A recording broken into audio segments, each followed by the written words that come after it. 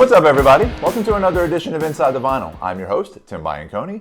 If you would go ahead and like, comment, share, and subscribe to my channel below, that would be greatly appreciated. If you could also hit that notification bell so you can be notified when we put out new content, that would be appreciated also. So, I'm gonna finally get back to my Lost Classic series and talk about an album from 1989 that I just recently picked up on vinyl maybe 2 or 3 weeks ago and just fell in love with this album all over again, and that would be White Lion's third record, actually, 1989's Big Game. So let's go ahead and take it out of its protective sleeve.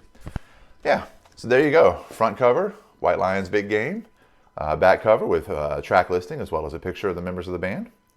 Yeah, so let's go ahead and take a look at what's inside here. And I was pleasantly surprised, because it's not an easy album to find. I was pleasantly surprised that it wasn't really that expensive. Yeah, it wasn't pricey at all. You know, I was able to pick it up for maybe like $20, $25. I don't remember what it was, but yeah.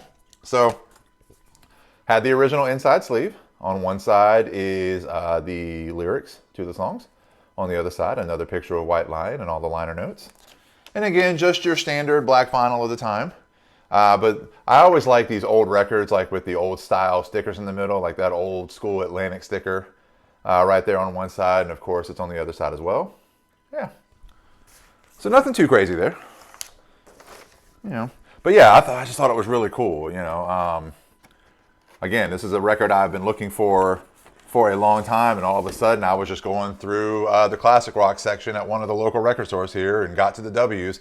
And I was going to quit halfway through. I was like, I don't feel like doing this today. And I was like, all right, just finish. And I got through the W's and I found this, and I was like, you know, see what happens when you practice a little bit of patience? All right, so let's go ahead and put that album there. So for a little context, and I know I usually do this at the beginning, but, you know, whatever. This album was originally released on June 5th, 1989. It was recorded earlier in 89. Came out on the Atlantic label, produced by Michael Wagner, one of the most prominent producers of the time. Reached number 19 on the Billboard charts and has been certified gold by the Record Industry Association of America. So we already took a look at the album. So it's funny, you know, talking about this record, like when I was reading about it on Wikipedia or getting some of the factual information, Wikipedia had a comment on there that said it was lighter than their previous records, and maybe lighter than because their very first record, their independent record, was pretty heavy. But honestly, I think this record's a lot heavier and way more rocking than Pride. Now, nothing against Pride, that's a great album, but I think this one rocks a little bit harder. And I mean, Vito Bratta, the guitar on this is just like blows your mind. You know, it's sad that he really doesn't play that much anymore.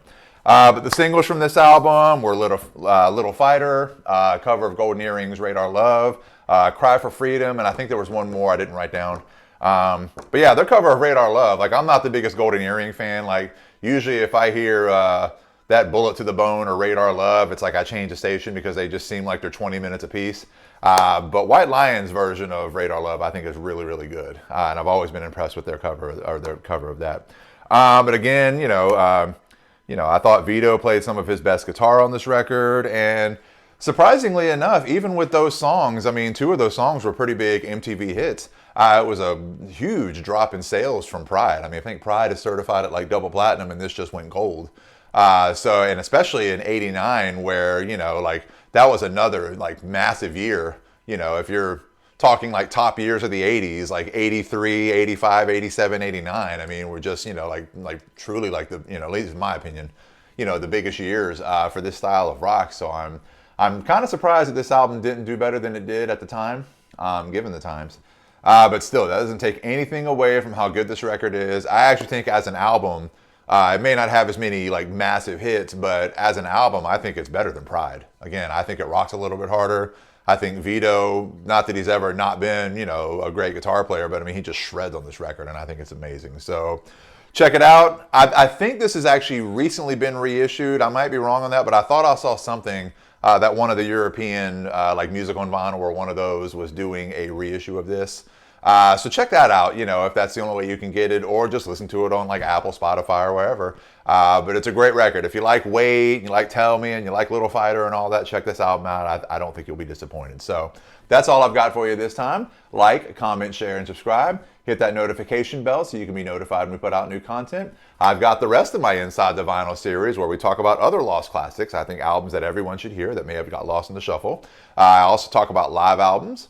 I've also got my unboxing series where we open up new albums, we open up reissues, we open up box sets.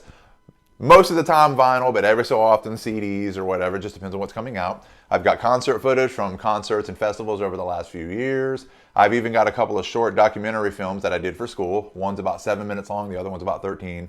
One is about an amateur disc golfer friend of mine, and the other is about the fire that took our home away. That is almost 2 years, and it's still being rebuilt. So fingers crossed, that I can be back in my regular space, maybe later this year, but we'll see. But yeah, anyway, check all that stuff out. Like, comment, share, and subscribe, and we'll see you next time. Peace out.